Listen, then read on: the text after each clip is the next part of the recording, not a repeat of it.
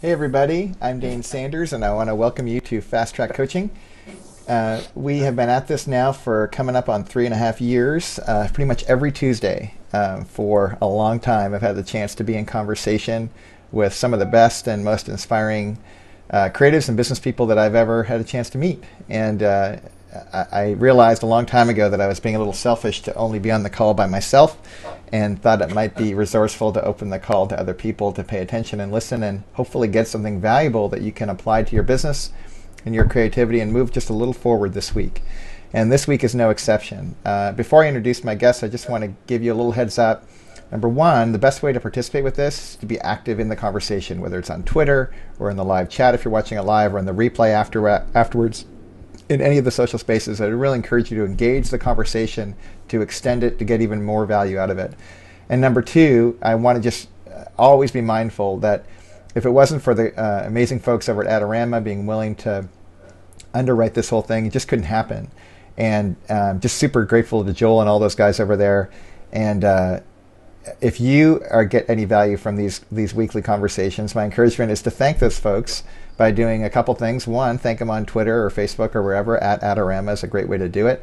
Another alternative is to actually, if you're going to buy some gear, buy from the people who are supporting what you're really committed to and what's helping you in your business. And if Adorama is that place, my encouragement is for you is to take advantage of that. So without further ado, I want to introduce you to my newer friends. Actually had a chance to get to know each other a little bit at WPPI, and since then I've had a number of conversations. But Byron and Wendy Rowe are based in Bend, Oregon, and are photographers. Had a chance to speak at Photog Ignite, or I forget what it's called at WPPI, basically where they get to bring it in 5 minutes. And without further ado, welcome to the show, you guys. I'm so pleased to have you on.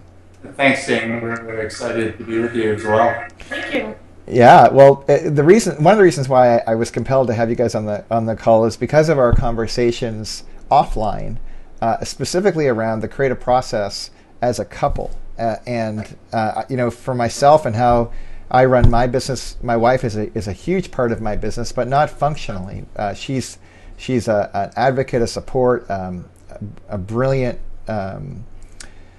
aid in that she sees things that I just can't see. She's an advisor and head of the board kind of thing. And that's how we've worked out our dynamic. And I've talked to other couples in the industry over the years who have there's so many different ways to calibrate how you set your business up and how you work together around strengths and so forth. And I loved hearing about you guys and how you approach the process, and you do it in a hard-hitting way. You want to make it count, but you also have a lightheartedness to the process of collaborating, and you've accounted and are conscious to so many different dynamics that play in that way. Talk a little bit about your progression as photographers to get to where you are at today, and as well as how the dynamic of you two trying to do it together has played into your work. Yeah. I just want to start with a little easy question out of the gate. Just Nice. I love it. Bring it on. All right.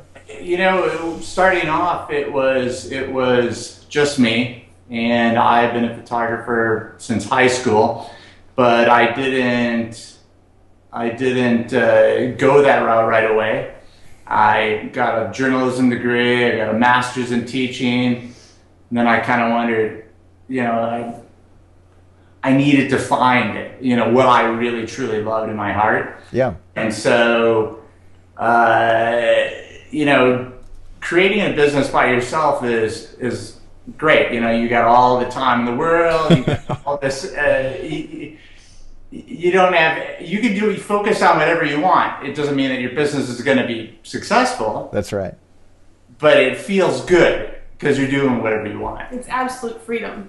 Right, absolute freedom. Mm-hmm. So I knew that I wanted Wendy and I to work together. I knew that the business was only going to benefit by getting somebody else involved, and she had such a good skill set to complement mine that I knew that it could take our business in a direction like 100 times quicker. Okay, so Wendy, I need to hear from you on this. How how would you frame coming in? Like, what did you see as the resources on the table with Byron, and what did you see as what you had to bring to contribute? Mm-hmm. Well, this was several years ago, but when looking back on it, one of the things that was so amazing was to see, Byron just come into his own and just own his passion and go after it 100%. So it's kind of hard to not want to be a part of that, honestly, when he's loving life and you're working the 9 to 5 and doing that thing. I have a web marketing background and design degree as well in journalism. And so that design element, I had taken photography classes and stuff like that. But it came out more from an art and business angle. And, so a lot of those types of web marketing tips and techniques, that's kind of where my background and when I come from. I've also owned my own business as well in the past. And, I kind of understood a little bit of the hardships and a little bit of the, the successes of that. So, several years ago when our business was growing, we had a year where we had 3 destination weddings, and one of which was in Italy, and we wanted to spend some extra time over there, and my boss was like, no, that's not going to happen. And so that was it. We were kind of ready, and I wanted to just jump on board. And in all reality, I think it was kind of the romantic view at first of Sure. jumping in head first with your the love of your life and traveling and shooting and doing something that was very meaningful to other people as well as to yourself. So that's where it started. But I was very used to, in my past industry, of going 100 miles an hour all the time. And working, just jumping in and starting to work together, you bring in a whole different dynamic. So it definitely, the first year, it changed things for sure. And we've been working on figuring successful solutions ever since. Well, it's funny. I when you said the phrase, you kind of went in with a romantic mindset, and I'm thinking of my viewers, our viewers, the people at home being a part of this conversation. They're not my viewers. They're just humans who are on the call with us. There's just a lot of romanticism going on in and around the creative professions, especially photography, it seems, because there's an ease of access, and it's not very challenging to envision, gosh, I love photography, I love my spouse or my partner, and I want to go create some, and we can go do this. There's no barrier to participate. And yet the romantic and the reality don't always mingle. There's challenges that come with it. And as you guys went, as Byron, you went from independent creative to collaborator, with this high power, marketing, I'm guessing high expectation partner. And actually, because my guess is there were some bumps in the road. And what I make up, the classic cliche is, okay, artist meets business person. They have great ideas on the back of a napkin and over coffee. And then push comes to shove. It's like, wait a second, you want me to do what? And it seems like it would kind of be complex, but I'm just making that up in my head. Maybe that's not what happened. Why don't you fill me in? What actually happened next when the romantic ended and you actually started getting the work done? Because here's what we don't want to do: is we don't want to have a conversation where we paint an unrealistic picture for folks at home, and then they go, well, they can do it, I can do it, I'm going to go after it, and then when they hit bumps in the road, they're like, I must be abnormal. But what's normal are the bumps in the road. So I want to go there. Tell me, what's that? I think it's so easy to want to picture or paint a view of everyth's going great, but we're all humans, all right, and we all have issues, and we all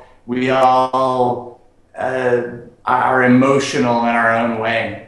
So when we started working together, at first you kind of take some of that excitement and everything and it goes into it, but then once that kind of wears off, all of a sudden you kind of sink back into your own personalities in a way. Sure. Like really what makes you unique. So I'm actually the more of the emotional person, and Wendy's more of the, okay, how do we get that Get it done?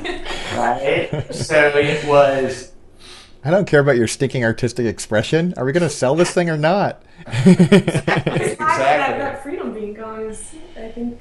Yeah. Oh, it really became clear to me that it wasn't helping either of us out, because, you know, and you don't even see it at first. It's, you know, you get this great idea.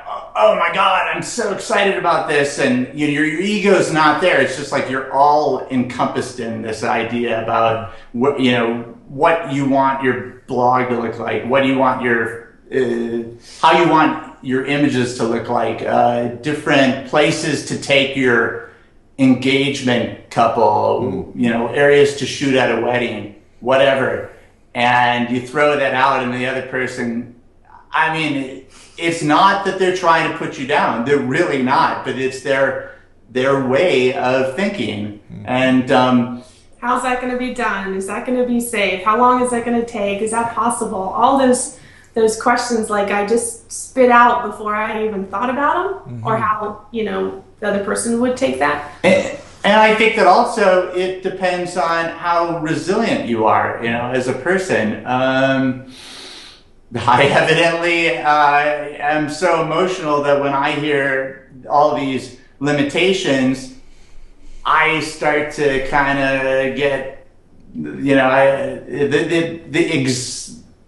the exuberance, the excitement it gets squashed, right? Okay, so this is great. So Wendy and I, Wendy, if it doesn't work out with Byron, give me a call.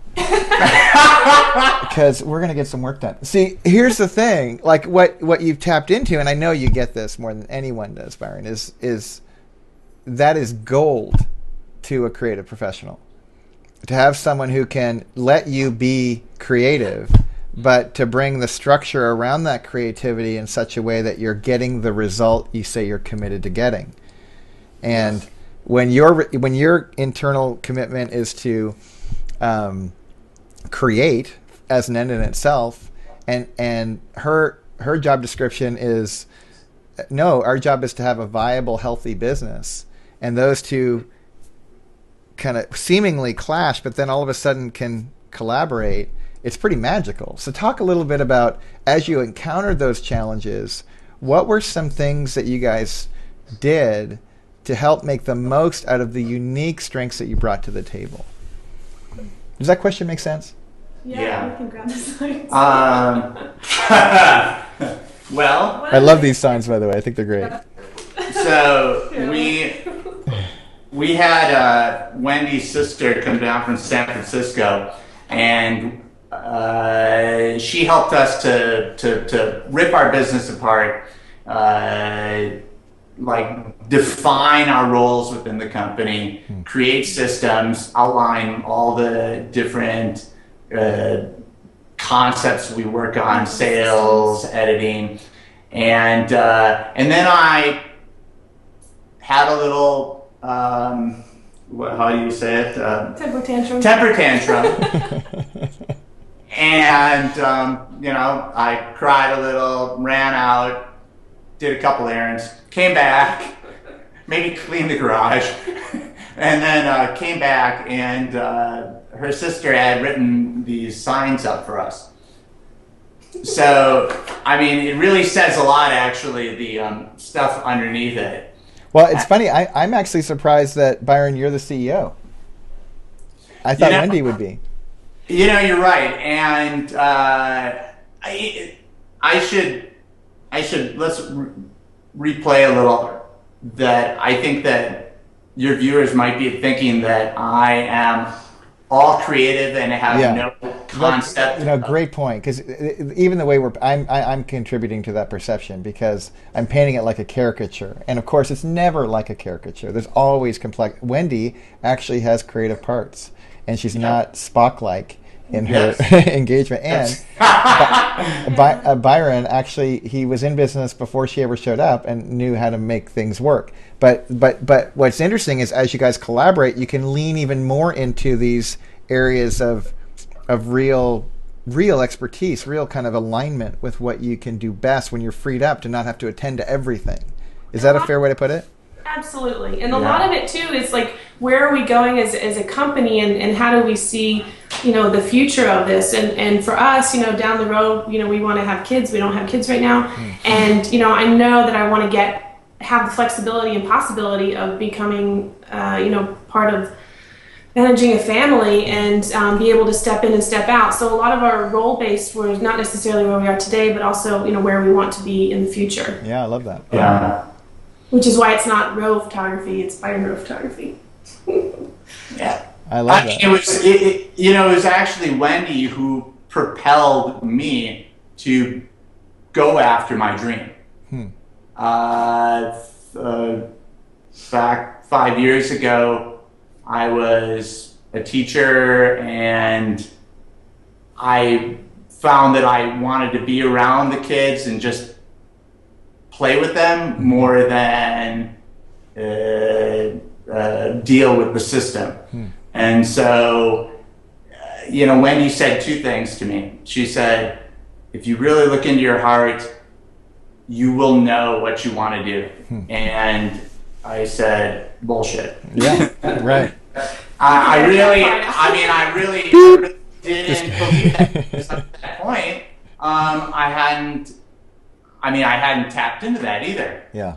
And then the other thing she said is, if you really are doing what you love, you will make money at it. And I said BS to that too.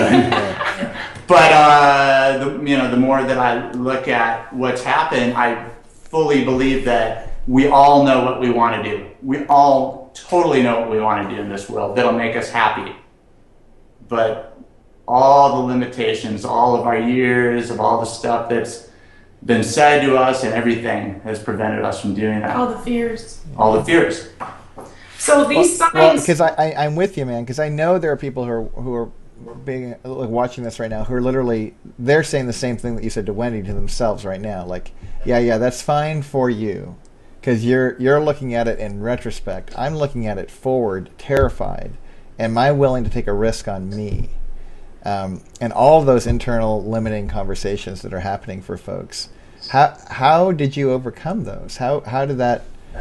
And not like it's done. Like all of us have to overcome them every day. But what are some things that you would do to remove those limits so you can stay more committed to what you're really up to? Between the two of us? Yeah. With regards,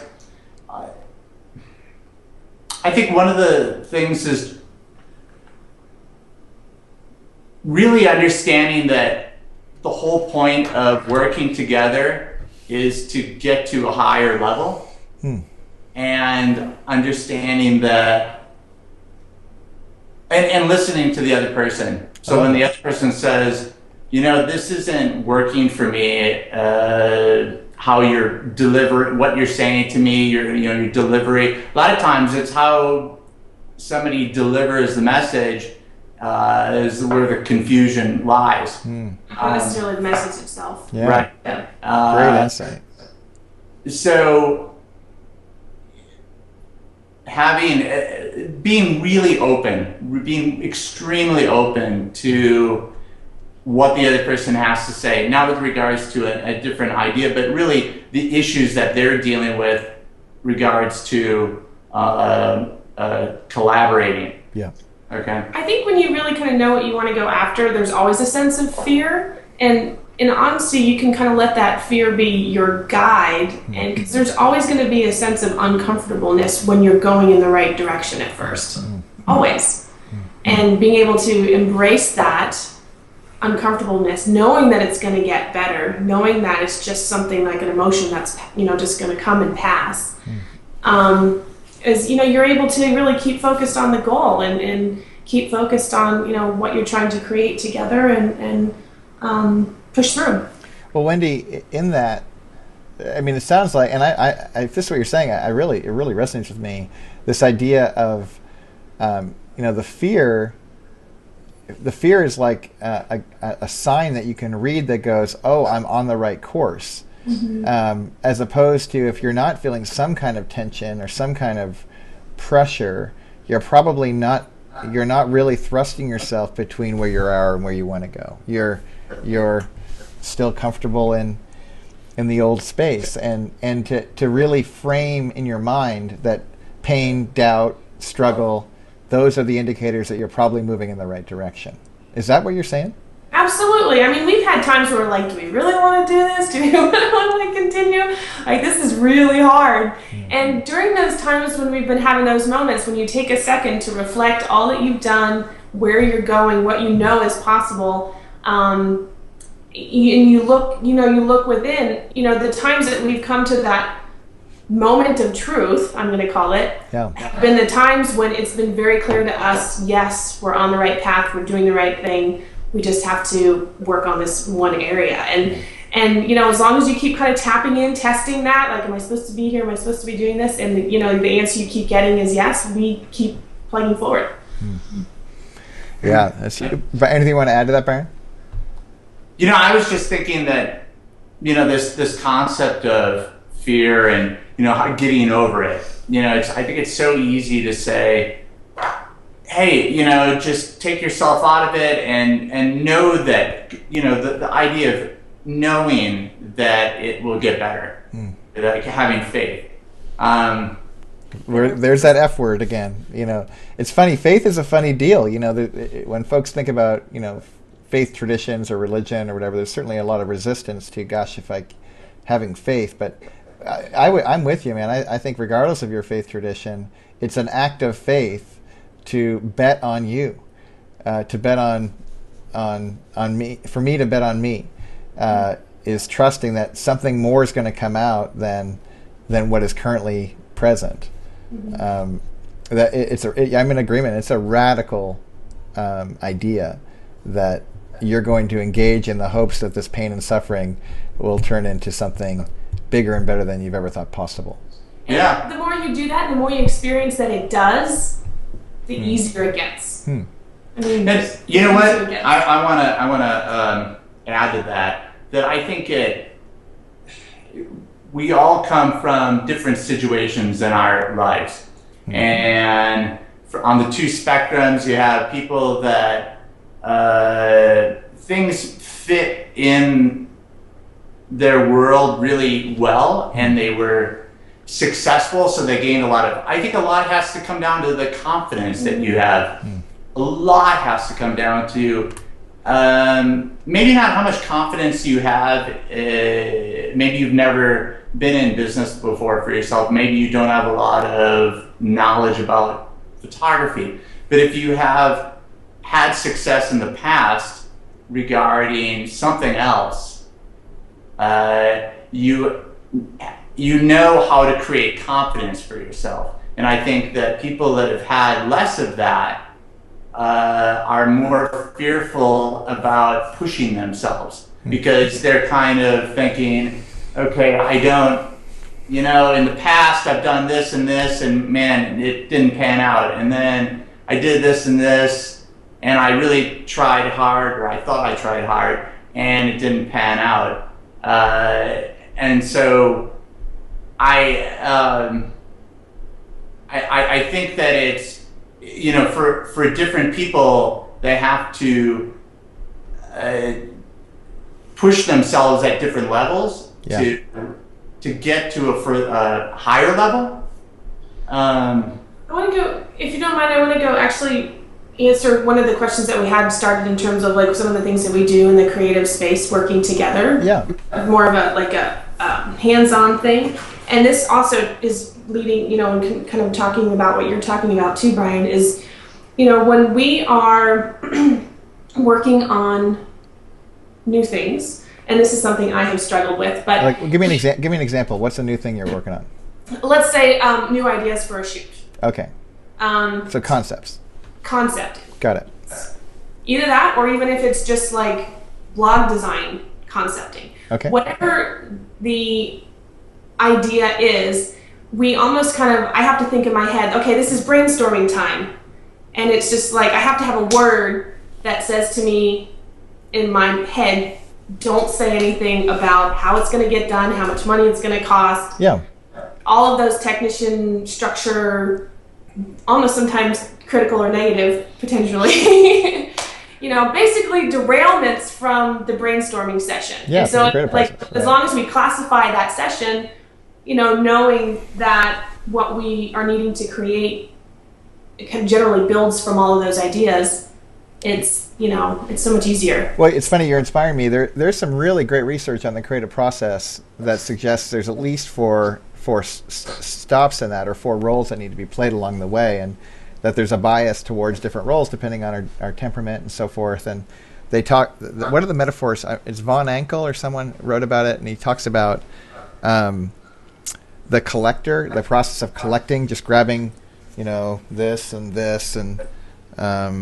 maybe this, and going, okay, what these used to be car key and a mug and a mouse, but what could I if I collect all these things? That's step 1. Step 2 is like, what could I rearrange with them, and then like what's possible. And then another step is like, it's so funny, I almost put my coffee mug on my mouse pad, but that process, you absolutely, if you want to max out the creative process, you have to limit and just say, look, I'm not in implementation mode right now. I'm exclusively in collecting and recasting what's possible. And then after you come up with all these creative ideas, to cut that process off and go, okay, we're done coming up with new ideas. Now we're actually going to see what's actually doable. Mm-hmm. And then we're actually going to go do it. That's even another category of like being the warrior and getting it done. That seems like that's what you're describing. Exactly, and that's the thing too. It's like when you're in that brainstorming, you know, space, that's when you know you're most fragile in terms of confidence level too. Like you're really pushing the envelope, and it would be very easy to be like, no, that's not going to work, and then kill the energy. And so, you know, one of the things that we've done is just kind of almost label it and say, okay, we're brainstorming, and be able to classify it, and then there's no bad idea, there's nothing that sucks, you know, and even if you think in your head, oh my God, that's so not going to work, usually that idea leads to the idea. Sure. And if you cut off the early one, you never get to the good one. So that makes sense to me if you're allowed to have every good idea at the front end of it. But what about on the back end when you're actually implementing? Are you allowed to say no new ideas? Or at least not now, because we're getting that idea to market? Yeah. Yeah. I mean, it's very easy to get so excited about the process that at some point you're wasting time. You're not getting anything really truly accomplished in the real world, right? And you know, at some point. Yeah. So yeah, I mean, I find that the creation of the ideas is no problem, but it's how to stop the creation of ideas. Yeah. You know, and really put a time when it's technician. Well, and now it's how to. Yeah. The managerial side is now, okay, how are we going to do this to make it work for all of us? So, and part of the other thing that we're doing too is changing how we speak to each other. Language is powerful. I agree. And it's the language. I mean, that's something. So my sister is like an executive coach, if you will. Mm-hmm. And you know, she was talking with me now that we've decided that I'm the employee. Mm-hmm. You know, I have on the back here, I'm not allowed to say you should do this, but what do you think of this? When I have a new, thing in my head about. Yeah, it sounds way more resourceful. You're come from. That's great.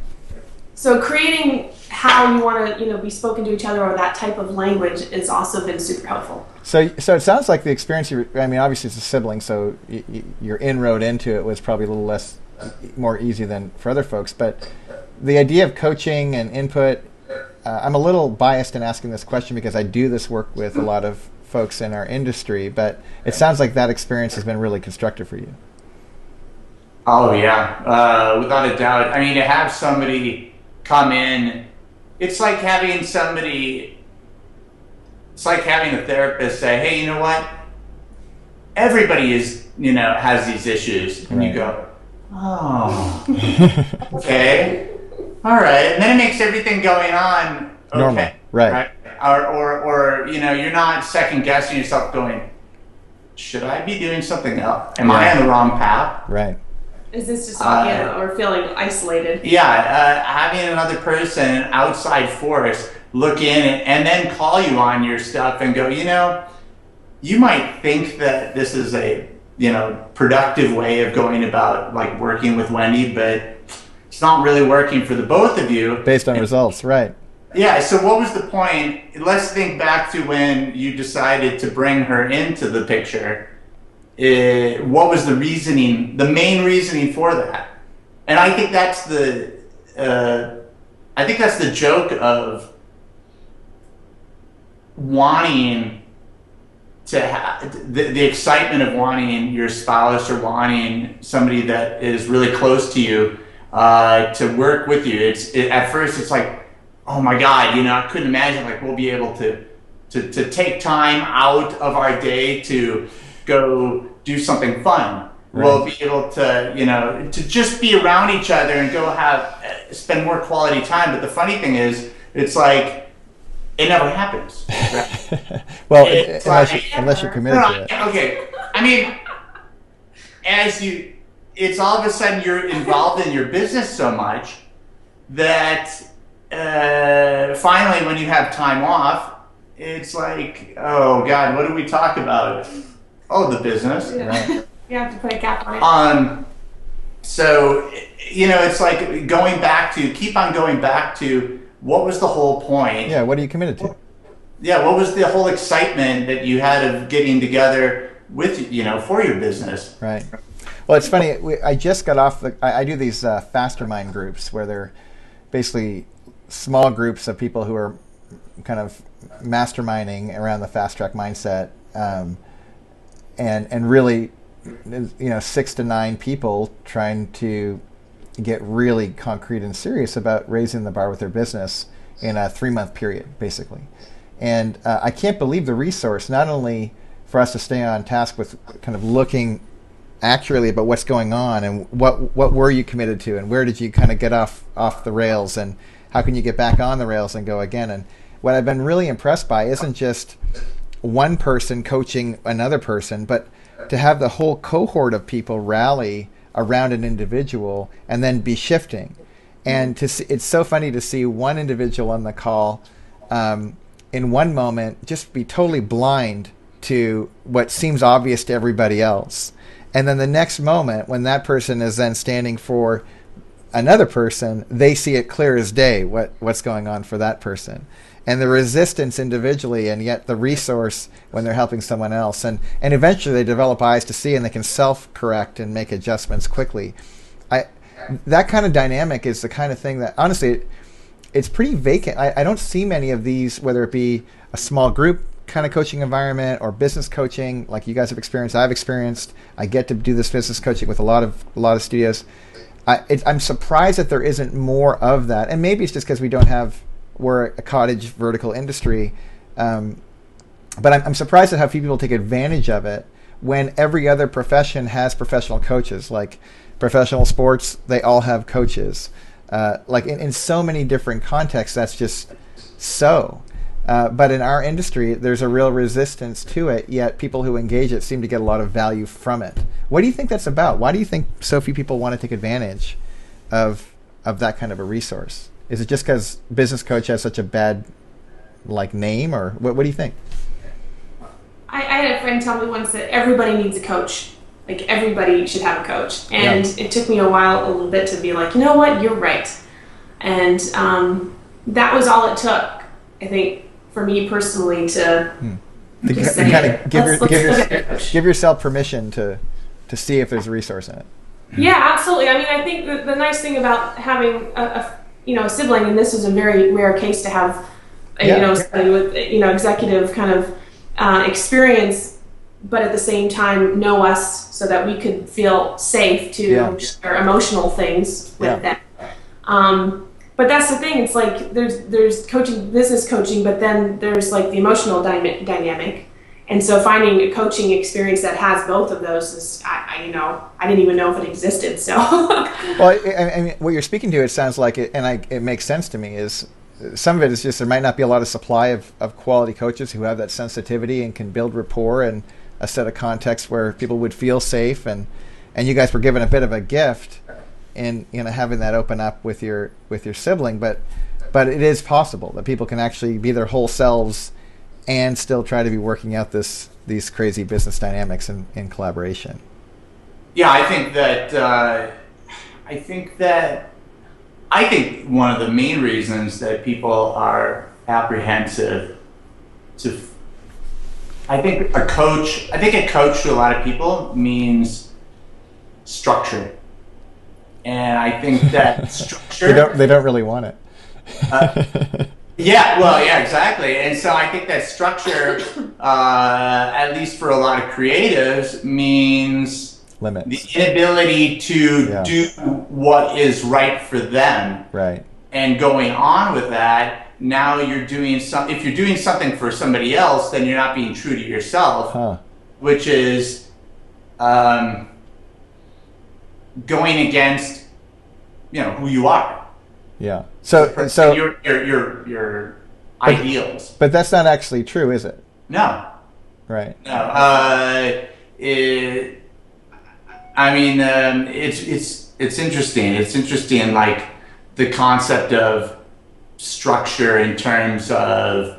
I know in the past for myself that I've looked at structure as preventing me from living, okay? Preventing me from enjoying every part of the moment. And it's tough to say, but the more But Wendy's right. No, that's not what you're saying. Sorry. For me, what I've seen is that the more you don't. It's not structure in your whole life. It's structure to make you. That's right. To allow yourself more creativity. That's great. Okay, we only have 24 hours a day, and owning your own business requires you to have focus. Yeah. So, how do you take time to be creative within the focus? That's great. Right? We're textbook cases of opposites attract.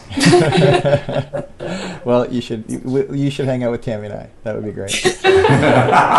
Hey, guys, thank you so much for being on this call. I'm so grateful, and I love where this is going. I'm confident folks who are participating in this they have their own internal conversation going on around all these things. And if folks want to check out your work or find out more about what you guys are up to, where should they go? They can go to our website, Byron Rowe Photography, studio-br.com.